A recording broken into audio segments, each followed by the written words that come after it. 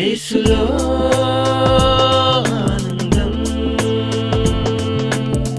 ఇది శాశ్వతమైనది. మన ప్రభువును రక్షకుడినైన యేసుక్రీస్తు నామంలో శాంతి టీవీ ప్రేక్షకులకు వందనములు. బ్రదర్ శోభన్ గారిచే పరిశుద్ధాత్మ ప్రేరణతో ప్రారంభించబడిన శాంతి టీవీ ద్వారా ఇప్పటికే అనేక మంది ప్రజలు దీవించబడినారని మేము విశ్వసిస్తున్నాం. అదేవిధంగా పరిశుద్ధాత్మ ప్రేరణతో ప్రజలకు దేవుని యొక్క శక్తి కలిగిన వాక్యాన్ని అందించాలనే కోరికతో యేసులో ఆనందం అనే కార్యక్రమాన్ని శాంతి టీవీ ద్వారా ప్రసారం చేస్తున్నాం. ఈ కార్యక్రమం ద్వారా మీరందరూ ప్రార్థనాపూర్వకంగా దీవించబడాలని ఆశిస్తున్నాను. దేవుడు మిమ్మల్ని దీవించునుగాక. యేసులో ఆనందం. ఇది శాశ్వతమైనది.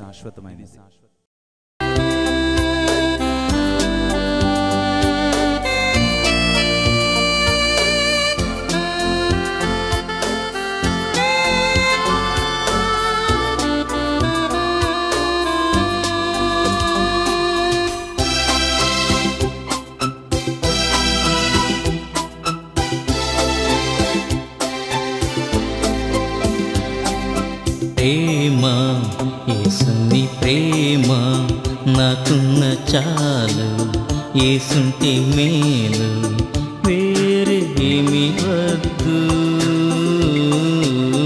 వేరే ఏమి వద్దు.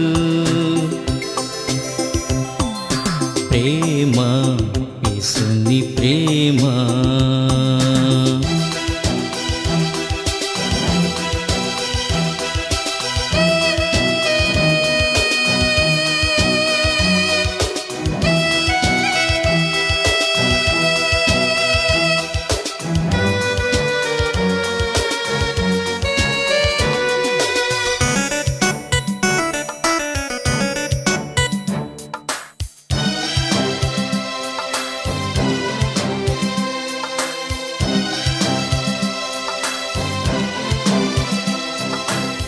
నోటి మాంద్యపు వాడ నేను, స్తుతులు తప్ప ఏమివ్వగలను. నోటి మాంద్యపు వాడ నేను, స్తుతులు తప్ప ఏమివ్వగలను. నన్ను పిలిచావే యేసు, ఎన్నుకున్నావే.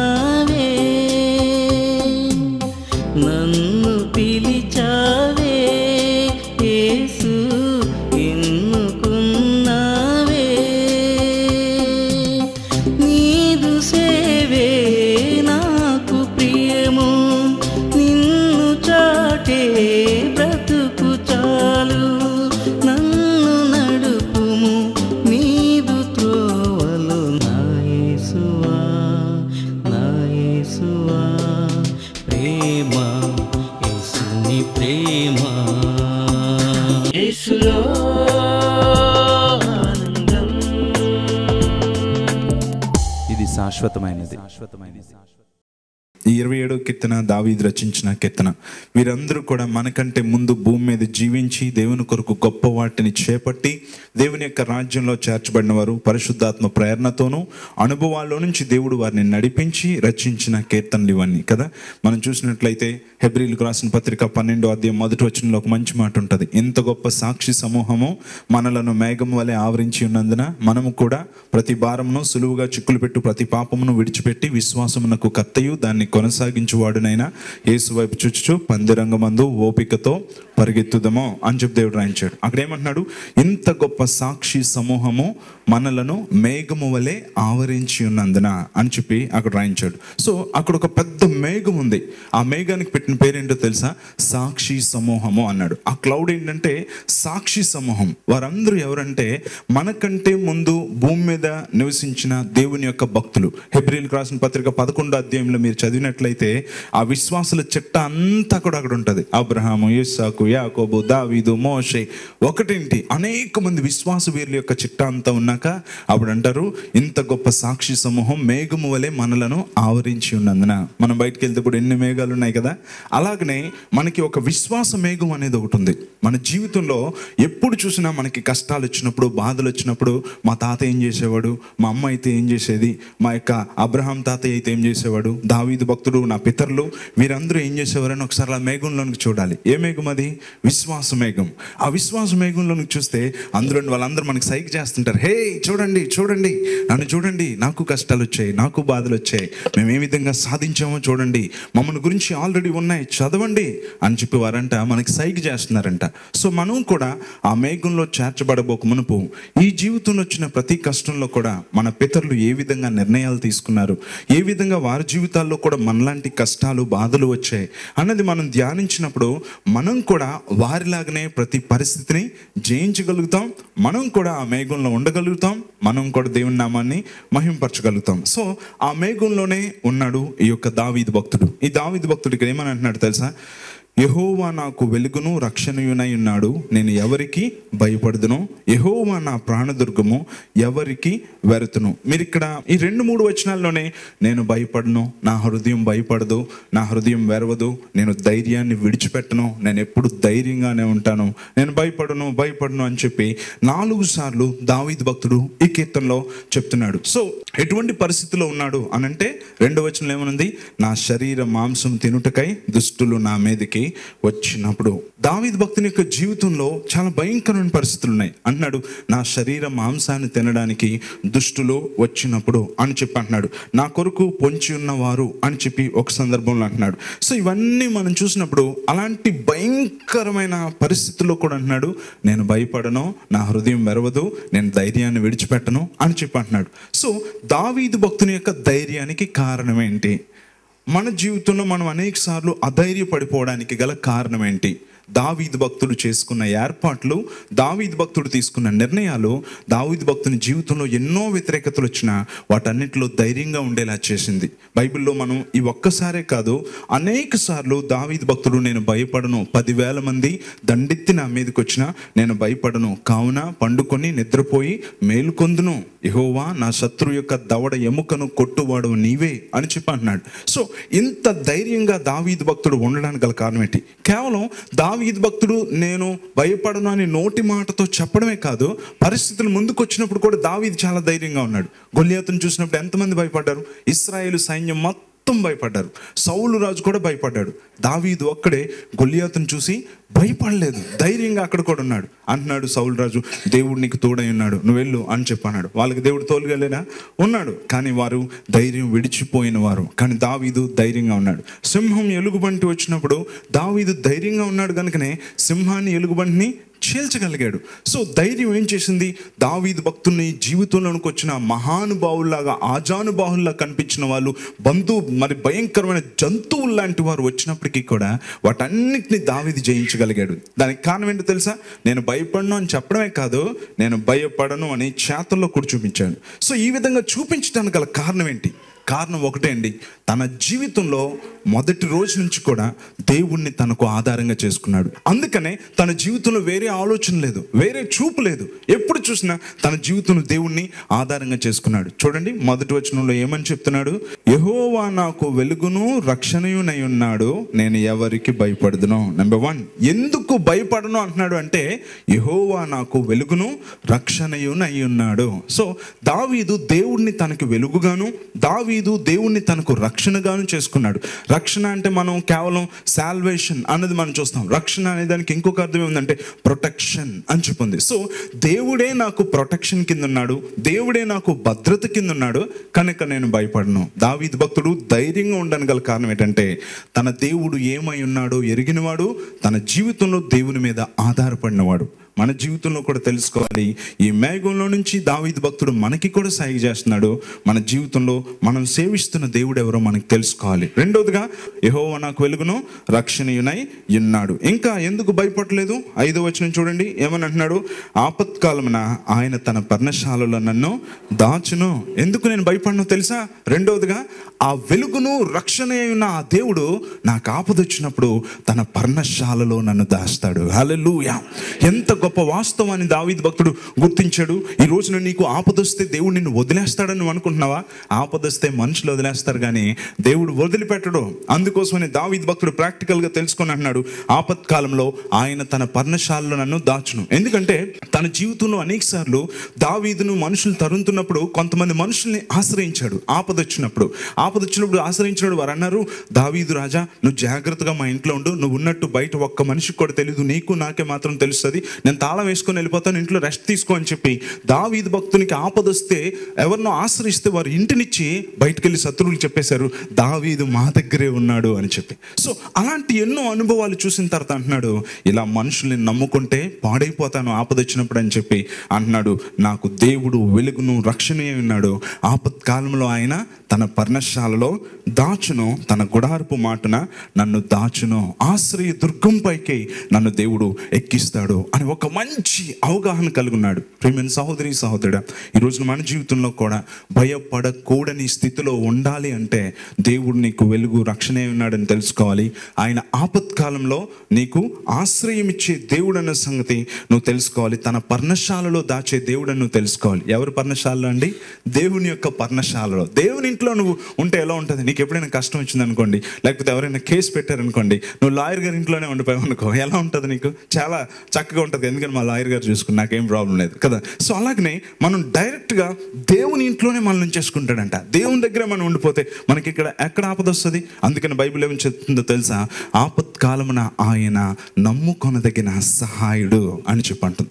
అందుకని దావీదు భక్తునికి బాగా తెలుసు, నా దేవుడు నాకు వెలుగును రక్షణ అన్నాడు, కనుక నేను భయపడను. రెండోదిగా, నాకు ఆపద వచ్చినప్పుడు దేవుడు ఏం చేస్తాడు తెలుసా? ఎవరింట్లోనూ నన్ను పెట్టడు, తన ఇంట్లోనే నన్ను పెట్టేసుకుంటాడు. ఎంతకంటే నాకు ఎందుకు నేను భయపడాలి? నేను ఎప్పుడు కూడా తన ఇంట్లో దాక్కుంటాను, తన దగ్గర నన్ను ఉంచుకుంటాడు, నేను భయపడాల్సిన అవసరం లేదు. అందుకని బైబిల్లో ఒక మాట చెప్తుంది, ఆపత్కాలంలో ఆయన నమ్ముకొనదగిన సహాయుడు అన్నది. ఒక రైట్ పర్సన్ అంటే ఎవరైనా ఉన్నారంటే ఆపద వచ్చినప్పుడు దేవుడు ఒక్కడే నమ్ముకొనదగిన సహాయుడు. అనేక సార్లు ఆపదల్లో మనుషులు మనకు సహాయం చేద్దామని ఒకవేళ అనుకున్నా కొన్నిసార్లు మనుషులు చేయలేరు, కానీ దేవుడైతే అసాధ్యమైన దాన్ని కూడా సాధించగలడు. అందుకని ఆయన నమ్ముకొనదగిన సహాయుడు. ఒక మెడికల్ షాప్ ఆయన ప్రతిరోజు కూడా షాప్లో వ్యాపారం చేసే ముందు ఉదయాన్నే షాప్ తెరిచి షట్టర్ మరల దించేసి లోపల మోకాలేసి ప్రార్థన చేసేవాడు. దేవా, ఈరోజు వ్యాపారాన్ని దీవించు, అభివృద్ధి చెందించు, ఏ ఇబ్బంది లేకుండా చేయని. అలాగే ఆ రోజు కూడా షట్టర్ దించేసి లోపల ప్రార్థన చేసుకుంటున్నాడు. ప్రార్థన చేస్తుంటే బయట ఎవరో తలుపు కొడతా ఉన్నారు. షట్టర్ మీద కొడతా ఉంటే ఎవరో తొందర పడుతున్నారని చెప్పి ప్రార్థన ముగించి వెంటనే షట్టర్ పైకి ఎత్తాడు. ఒక అబ్బాయి వచ్చాడు, చాలా టెన్షన్తో ఏడుపు ముఖంతో ఉన్నాడు, సైకిల్ మీద వచ్చాడు. అంకుల్ అర్జెంటుగా ఈ మందు ఇవ్వండి అంకుల్, ఈ మందు కానీ నేను అర్జెంటుగా అయిపోతే మా మమ్మీ చచ్చిపోద్ది అంకుల్, అర్జెంటుగా ఇవ్వండి అంకుల్, ప్లీజ్ అంకుల్, నేను తొందర పెట్టేస్తా ఉంటే పరిగెత్తుకుంటూ వెళ్ళి అవునా బాబు అని మెడిసిన్ ఇచ్చాడు. ఆ అబ్బాయి మందు తీసుకుని సైకిల్ మీద వెళ్ళిపోయాడు. వెళ్ళిపోయిన వెంటనే అప్పుడు గుర్తొచ్చింది ఈ మెడికల్ షాప్ యజమానికి ఇవ్వకూడని మందు ఇచ్చాడని చెప్పి. వెంటనే భయపడిపోవడం మొదలుపెట్టాడు. వామో, నేను ఇవ్వకూడని మందు ఇచ్చాను, ఈ మందు కనుక ఆ అబ్బాయి వాళ్ళ తల్లికి వేస్తే వెంటనే చచ్చిపోతుంది, ఇప్పుడు నా లైఫ్ ఏంటి? ఒక్కసారి జీవితం అంతా గుర్తొచ్చేసింది. ఎవరిచ్చారు ఈ మందు? పలానా వారు ఇచ్చారు. వెంటనే వస్తారు, షాప్ సీజ్ చేస్తారు, అతను అరెస్ట్ చేస్తారు. జీవితం అంతా అంధకారం అయిపోయింది. వెంటనే ఏం చేయాలో తెలియక ఏడుపు ముఖం పెట్టేసి షట్టర్ దించేసి ఆడడం మొదలు పెట్టాడు. దేవా, ఆ వ్యక్తి ఎవరో నాకు తెలియదు, బాటిల్ తప్పుదిచ్చాను, ఇప్పుడు తన తల్లికి వేస్తే చనిపోతుంది, నా జీవితం అంధకారం అయిపోతుంది. ఆపత్కాలంలో నీ ఒక్కడివే నమ్ముదగిన సహాయుడివి, నాకు సహాయం చేయదేవా, ఇంకెవ్వరూ నాకేమీ చేయలేరు అని ఏడుస్తుంటే, అలా ఏడుస్తుండగానే మరలా ఎవరో తలుపు కొడుతున్నారు అనుకున్నాడు. వచ్చేసారు, పోలీసులు వచ్చేసారు. గొడవ అయిపోతుందని భయపడుతూ షట్టర్ ఎత్తితే బయట అబ్బాయి ఉన్నాడు. ఏం బాబు వచ్చావని అంటే, అంకుల్ మీరు ఇచ్చిన మందు పట్టుకొని వెళ్తుంటే జారి పడిపోయాను, బాటిల్ పగిలిపోయింది, ఇంకొక బాటిల్ ఇవ్వరా అని చెప్పి అన్నాడంట. చప్పట్లు కూడా దేవుని నామాన్ని మహిమపరుస్తాం. హల్లెలూయా. ఇలాంటి సహాయం ఎవరు చేస్తారు చెప్పండి? ఎవరైనా చేయగలరా? మనకి అనేక సార్లు ఎంత దౌర్భాగ్య స్థితిలో ఉంటామంటే దేవుడి కంటే మనుషులే మనకి గొప్ప సహాయం చేస్తామని మనం అనుకుంటుంటాం. కానీ దావీదు భక్తుడు అలా లేడు. అందుకే దావీదు భక్తుడు ధైర్యంగా ఉన్నాడు. ఎందుకో తెలుసా? ఆపత్కాలంలో ఆయన నమ్ముకొనదగిన సహాయుడు. సో ఎందుకు దావీదు భక్తుడు భయపడలేదు? నెంబర్ 1, దేవుడే నాకు వెలుగును రక్షణ అయి ఉన్నాడు. రెండోదిగా, ఆయన ఆపత్కాలం వచ్చినప్పుడు తన పర్ణశాలలో నన్ను దాస్తాడు, అందుకే నేను భయపడను అని చెప్పి అన్నాడు.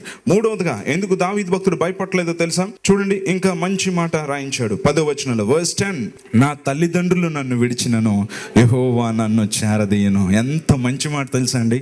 ప్రతి ఒక్కరికి కళ్ళల్లో కన్నీరు తిరిగిపోద్ది ఈ మాట చదివినప్పుడు, బాధ అనిపించినప్పుడు కదా. ఏమని అంటున్నాడు? నా తల్లిదండ్రులు నన్ను విడిచినను యెహోవా నన్ను చేరదీయను, కనుక నేను ఎందుకు భయపడతాను? చాలాసార్లు మనందరికీ తెలుసు తల్లి తండ్రి అంటే వారు ప్రాణం పెడతారని, ప్రేమిస్తారని, వారు మనల్ని విడిచిపెట్టరని మనందరికీ కూడా తెలుసు. బైబిల్ ఏమని చెప్తుందో తెలుసా? స్త్రీ తన గర్భమున పుట్టిన బిడ్డను కరుణింపకుండా మరచునా వారైనా మరచుదురు కానీ నేను నిన్ను మరోను. ఎంతగా గుర్తించుకుంటాడు?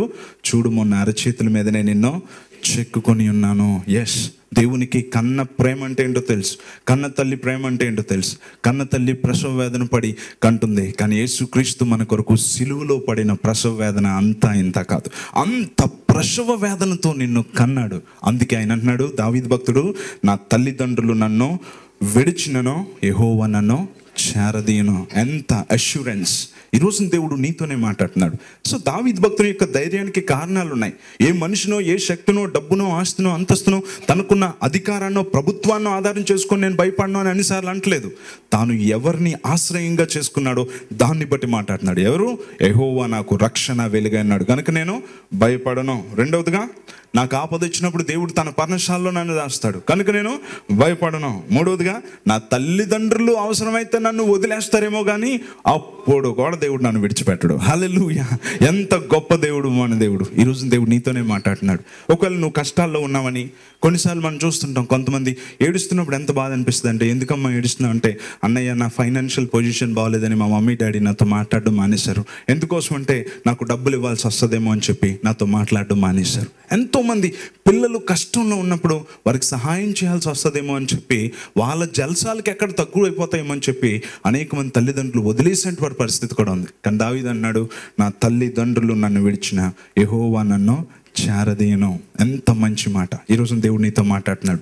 తల్లిదండ్రులు అంటే వాళ్ళు వదిలేసిన దేవుడు నిన్ను విడిచిపెట్టడం, దేవుడు నిన్ను చేరదీస్తాడు, దేవుడు నీకు సరి అయిన సమాధానం ఇస్తాడు. కనుక ప్రియమైన సహోదరి సహోదరుడా, ఈరోజు నువ్వు ఎటువంటి స్థితిలో ఉన్నావు? 13వ వచనంలో ఏమని అంటున్నాడు తెలుసా? చూడండి, సజీవుల దేశమున నేను యెహోవా దయను పొందుతున్న నమ్మకము నాకు లేని ఎడల నేను ఏమవుతును అని చెప్పి అంటున్నాడు. చూసారా, ఈ సజీవుల దేశమందు యెహోవా దయను నేను పొందుకుంటాననే నమ్మకమే కనుక నాకు లేకపోతే నాకు అడ్రస్ కూడా లేకపోను అని చెప్పి దావీదు భక్తుడు ఇక్కడ అంటున్నాడు. ఈరోజు మన జీవితంలో దేవుని దయ పొందుతానన్న నమ్మకం నీకుందా? దేవుడు నిన్ను ఎంత భయంకరమైన పరిస్థితి నుంచి అయినా విడిపించడానికి శక్తి గలవాడు అనే నమ్మిక నీకుందా? ఈ రోజున పరిశుద్ధాత్మ దేవుడు నీతోనే మాట్లాడుతున్నాడు. సో ప్రియమైన సహోదరి సహోదరుడా, ఇక్కడ దావీదు భక్తుని యొక్క జీవితాన్ని మనం చూస్తే, నేను భయపడను, నేను ధైర్యంగా ఉంటాను, 10,000 మంది వచ్చి పడిపోయినా నాకేం కాదు. ఎందుకోసమో తెలుసా? నా దేవుడు నాకు తోడుగా ఉన్నాడు, నా ప్రభువు నాకు సహాయుడుగా ఉన్నాడు, ఆయన నాకు వెలుగుగా ఉన్నాడు, నాకు రక్షణగా ఉన్నాడు. ఆపద వచ్చినప్పుడు తన పర్ణశాలలోనికి నన్ను తీసుకెళ్ళి దాచేసుకుంటాడు. అంతేకాదు, నా తల్లిదండ్రులు నన్ను విడిచిన యెహోవా నన్ను చేరదీను. ఎంత మంచి మాట! దేవుడే అన్నాడు, స్త్రీ తన గర్భమున పుట్టిన బిడ్డను కరుణింపకుండా మరచిన వారైనా మరచుదురు కానీ నేను నిన్ను మరువను, నా అరచేతుల మీద నిన్ను చెక్కేసుకున్నాను. దేవుడు ఎంత ప్రేమిస్తున్నాడంటే, ఒక తల్లి కంటే తండ్రి కంటే ఎక్కువగా నిన్ను ప్రేమిస్తున్నాడు. ఆయన అంటున్నాడు, నా అరచేతిలో నిన్ను చెక్కేసుకున్నాను అంటున్నాను. చెక్కుకోవడం అంటే ఎలా ఉంటుందో తెలుసా? పచ్చబొట్టు గురించి మీకు తెలుసు. తమిళనాడులో ఎంజీఆర్ అని చెక్కుంటారు. వాళ్ళందరికీ ఎంజీఆర్ అంటే ఎంతో ఇష్టం. కొంతమంది స్త్రీలు వారి భర్తల పేర్లు పచ్చబొట్లు చెక్కేసుకుంటారు, ఎందుకంటే ఎప్పటికీ అలాగే భర్త పేరు గుర్తుండిపోవాలి అని చెప్పి. ఈ మధ్యన కొంతమంది టాటూస్ వేసుకుంటున్నారు కదా, వారికి ప్రియమైన వారి పేర్లను చెక్కుకుండా ఉంటారు. కొంతమంది అయితే స్త్రీలు ఎక్కడ పచ్చబొట్టు పొడిపించేసుకుంటారు, ఎప్పటికీ నా భర్త అలాగే స్టడీగా ఉండిపోవాలి అని చెప్పి. ఒక్కొక్కరు ఆ పచ్చబొట్టును అలా పొడిపించుకుంటారు. అయితే ఈ పచ్చబొట్టు ఎందుకోసం పొడిపించుకుంటారు? ఎందుకోసం, ఎలా పొడిపించుకుంటారు? తమ ప్రేమను తెలియజేయడం కోసం. కాటికాకు పసరు తీసుకొని దాంతో ఈ పచ్చబొట్టు పొడుస్తారు. దాంతో పొడిచినప్పుడు సూదులతో గుచ్చుతున్నప్పుడు నొప్పి కలుగుతుంది, రక్తం వస్తుంది, వాసిపోతుంది, జ్వరం కూడా వస్తుంది. ఈ బాధలన్నీ భరిస్తారు. ఎందుకోసమో తెలుసా? తమకు ప్రియమైన వారు తమ దగ్గరే గుర్తుండిపోవాలని. కానీ దేవుడు మనల్ని పచ్చబొట్టు పొడిపించుకోలేదు, దేవుడు తన అరచేతిలో మనల్ని చెక్కేసుకున్నాడు. అంటే ఎంతగా మనల్ని ప్రేమించాడో ఒకసారి ఆలోచించండి. ఎప్పుడు ఆయన చేతిలో నువ్వు కనిపిస్తున్నావు, మనం ఎప్పుడు దేవుని యొక్క చేతిలో ఉన్నాం. అందుకని దావీదు భక్తుడు అంటున్నాడు, నేను ఎవరికి భయపడతాను, ఎవరికి వివరిస్తాను, ఎందుకు నేను భయపడాలి అని చెప్పి అంటున్నాడు. కనుక ఈ రోజున దావీదు భక్తుని ద్వారా దేవుడు నీతో కూడా మాట్లాడుతున్నాడు. యెహోవా నాకు వెలుగును రక్షణీయనై ఉన్నాడు, నేనెవరికి భయపడదును. అందుకే ఆ దేవుడే నీతో ఏమన్నాడు? 366 సార్లు భయపడకము అని చెప్పి అన్నాడు. కనుకనే మన జీవితంలో ప్రతిరోజు భయపడొద్దు అన్నాడు, ప్రతిరోజు భయపడొద్దు అన్నాడు. నీకు 365 రోజులు 66 రోజులు లీప్ ఇయర్తో కలిపి ప్రతిరోజు కూడా భయపడుకో భయపడుకో భయపడుకో అని చెప్పి అంటున్నాడు. సాతాను భయపడు భయపడు భయపడు అంటూ ఉంటాడు. కానీ దేవుడు అంటున్నాడు, భయపడకు భయపడకు. అపవాది అబద్ధికుడు, ఫాదర్ ఆఫ్ లైస్, అబద్ధాలకు జనకుడు. దేవుడు సత్యమై ఉన్న దేవుడు కనుక నీ సత్యమై ఉన్న దేవుని మాటను నమ్మి నీ జీవితంలో ఏ పరిస్థితి అయినా కావచ్చు, దేవుడు ఒకే మాట చెప్తున్నాడు, భయపడవద్దు. దావీదు భక్తుడు మనందరికీ సైగ చేస్తున్నాడు, భయపడకండి, నేను మీకు మాదిరిగా నేను చూశాను, నేను అనుభవించాను దేవుని శక్తిని, నా దేవుడే నీ దేవుడు అని చెప్పి.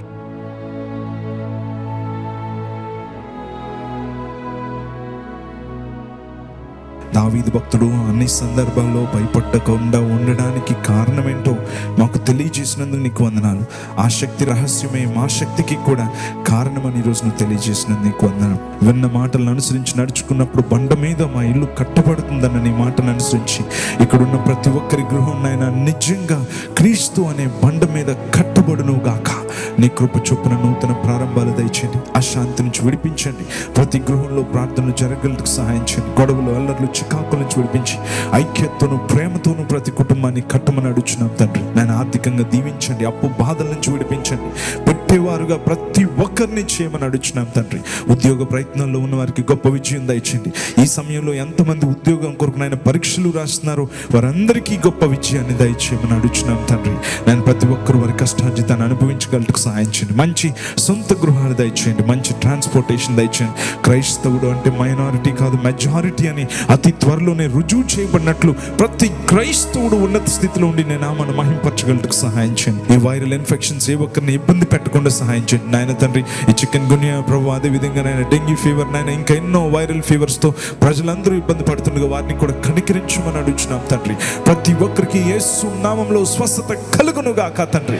మంచి వాతావరణాన్ని కలుగు చేయమని అడుగుచున్నాం. జంట బిడ్డలు మొదలుకొని వృద్ధుల వరకు ప్రతి ఒక్కరికి నాయన ఇమ్యూనిటీ దయచేయమని అడుగుచున్నాం. ప్రతి ఒక్కరి మీద నీ కల్వరి రక్తాన్ని ప్రోక్షిస్తున్నాం తండ్రి. నీవు పొందిన దెబ్బల చేత స్వస్థత కలుగుతుంది తండ్రి. ప్రతి దురాత్మ కార్యాల నుంచి వచ్చే బలహీనతలను, అనారోగ్యాల్ని, భయంకరమైన సమస్యల నుండి యేసు నామములో ప్రతి శరీరం నుంచి విడుదల కలుగును గాక, స్వస్థత కలుగును గాక తండ్రి. సంపూర్తిగా ఆరోగ్యం దయచేయండి యేసు నామములో అడుగుచున్నాం తండ్రి, ఆమేన్. యేసులో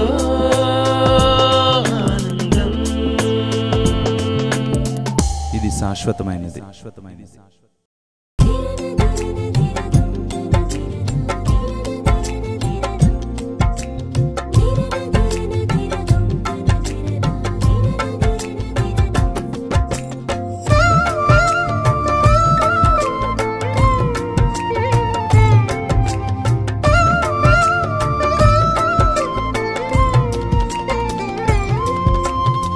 నీవు లేని రోజు అసలు రోజే కాదయా, నీవు లేని బ్రతుకు అసలు బ్రతుకే కాదయా, నీవు లేని రోజు అసలు రోజే కాదయా, నీవు లేని బ్రతుకు అసలు బ్రతుకే కాదయా.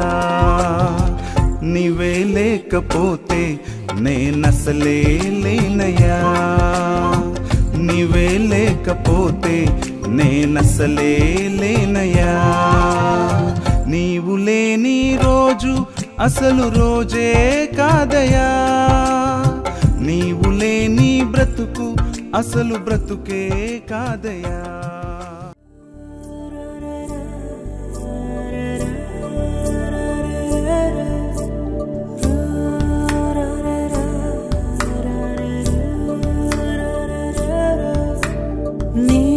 చేతిలో చెక్కుకుంటివి నన్ను ప్రభువా, నీ నీడలో దాచుకుంటివి నన్ను దేవా, నీ చేతిలో చెక్కుకుంటివి నన్ను ప్రభువా, నీ నీడలో దాచుకుంటివి నన్ను దేవా.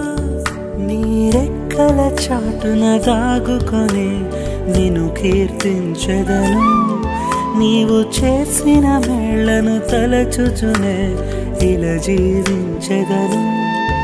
నా కన్నీ నీవే దేవా, నా బ్రతుకు నీకే ప్రభువా, నా కన్నీ నీవే దేవా, నా బ్రతుకు నీకే ప్రభువా. చెప్పనా చెప్పనా యేసుని ప్రేమను, చూపనా చూపనా మార్చిన బ్రతుకును గుండెల్లో గుడి కట్టి యేసయ్యకివ్వనా ప్రాణమే పెట్టినా ఈ ప్రేమ మరతునా గుండెల్లో గుడి కట్టి యేసయ్యకివ్వనా ప్రాణమే పెట్టినా ఈ ప్రేమ మరతునా చెప్పనా చెప్పనా చెప్పనా యేసుని ప్రేమను చూపనా చూపనా మార్చిన బ్రతుకును కలలా ఉన్నది నేనేనా అన్నది నిజమవుతున్నది నీవు నాతో అన్నది నిరాశల నిసిలోన ఉషోదయం వచ్చింది యేసుని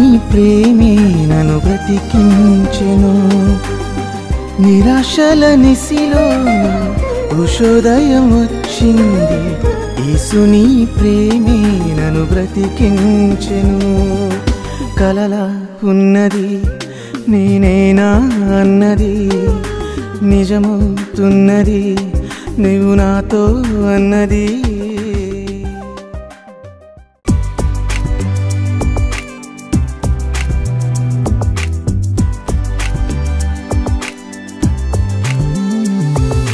కలిగెను ఒక కళ నిన్ను చూసానని విరిసెను నాలో ఆశ నీతో నడవాలని కలిగెను ఒక కళ నిన్ను చూసానని విరిసెను నాలో ఆశ నీతో నడవాలని నోవా వింటున్న చెప్పు దేవా ఓడను కట్టాలి నోవా చిత్తం అలాగే దేవా లోకం చెడిపోయి పాపం పెరిగిపోయి దేవుని విడిచిపోయి కాలున్నది నవ్వాను కనుగొనిది దేవుడు అనుకొని తన పని కొరకని అనుకొని నవ్వా ఓడను కట్టాలి నోవా చిత్తం అలాగే దేవా అన్నాడు ఆనాడు నోవా